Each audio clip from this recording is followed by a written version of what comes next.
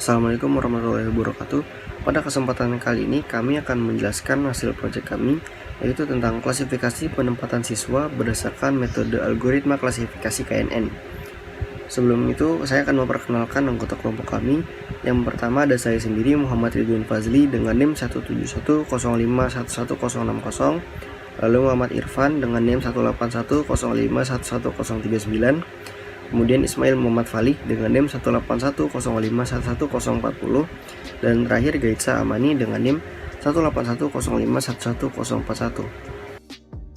Saya akan menjelaskan secara singkat mengenai pendahuluan dari penelitian kami dengan dilatar belakangi beberapa masalah, yaitu merancang aplikasi data mining menggunakan metode Kernel-Snowboard, lalu bagaimana menerapkan metode Kernel-Snowboard dalam aplikasi data mining untuk menentukan beberapa penempatan, dan dengan pendekatan data mining ini diharapkan dapat menjawab permasalahan tersebut. Lalu diharapkan juga penempatan siswa yang tepat dapat mengembangkan motivasi diri dan minat yang dimiliki dalam proses belajar. Dan jika ada penempatan siswa yang tidak sesuai, mungkin akan menurunkan minat dan motivasinya dikarenakan ketidakcocokan penempatan dengan keinginan dan kemampuan siswanya sendiri. Dengan adanya masalah tersebut, diharapkan solusi yang kami ajukan ini akan mengatasi permasalahan penempatan siswa dengan cara mengklasifikasikannya dengan metode klasifikasi Kernel-Snowboard. Saya akan menjelaskan mengenai literature review atau tinjauan pustaka. Jurnal pertama yang kami gunakan yaitu Implementasi Algoritma Kernel-Snowboard untuk penjurusan siswa SMA oleh Christian Dita tahun 2017 yang menggunakan data dari SMA Negeri 5 Kediri.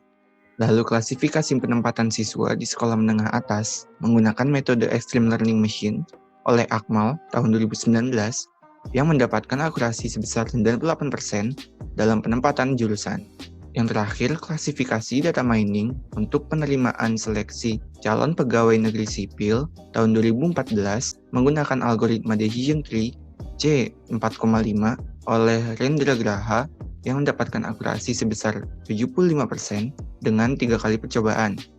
Berdasarkan literatur review, kami memilih metode Kernel-Snowboard dalam penilaian kami yang berjudul klasifikasi penempatan siswa berdasarkan metode algoritma klasifikasi KNN.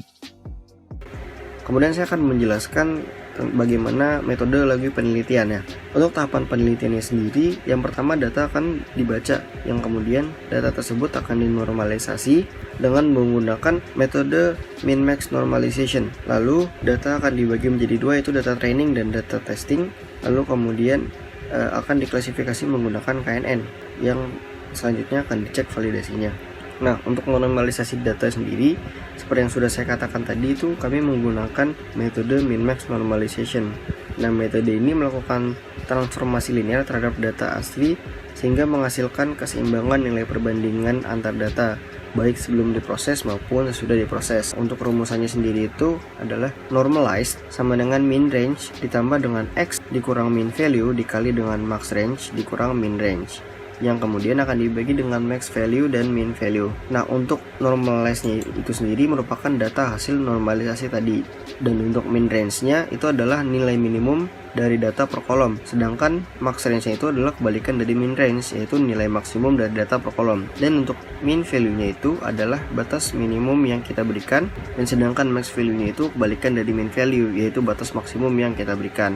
Lalu untuk pembagian datanya, kami membagi data menjadi 80% dan 20%, yaitu 80% untuk data training, yaitu sebanyak 172 data, dan 20%-nya lagi untuk data testing, yaitu sebanyak 43 data dari total 215 data.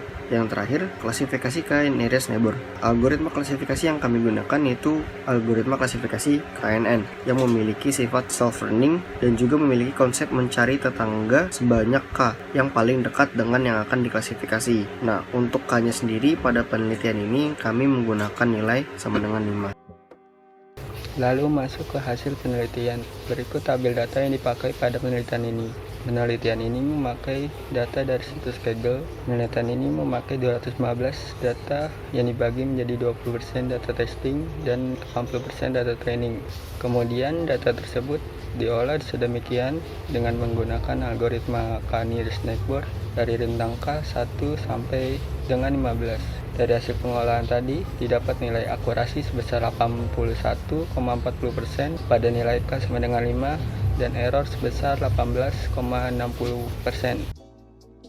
Lalu kami juga membuat tabel confusion metric untuk data testing tersebut dengan jumlah data sebanyak 43 data. Dari confusion matrix tersebut terlihat bahwa kelas 1 yang diprediksi benar sebanyak 28 data. Adapun laporan klasifikasinya seperti precision untuk kelas 0 sebesar 0,78, recall 0,54, dan support sebesar 13. Dan untuk kelas 1 precisionnya 0,82, recall 0,93, dan support sebesar 30. Lalu ada nilai akurasi sebesar 0,81 atau 81% pada 43 data yang diuji tadi.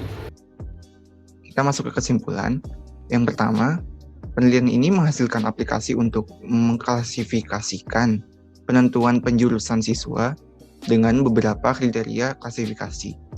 Lalu mendapatkan akurasi sebesar 81,40% menggunakan algoritma K-nearest neighbor pada kasus penjurusan siswa berdasarkan kriteria yang sudah ditentukan.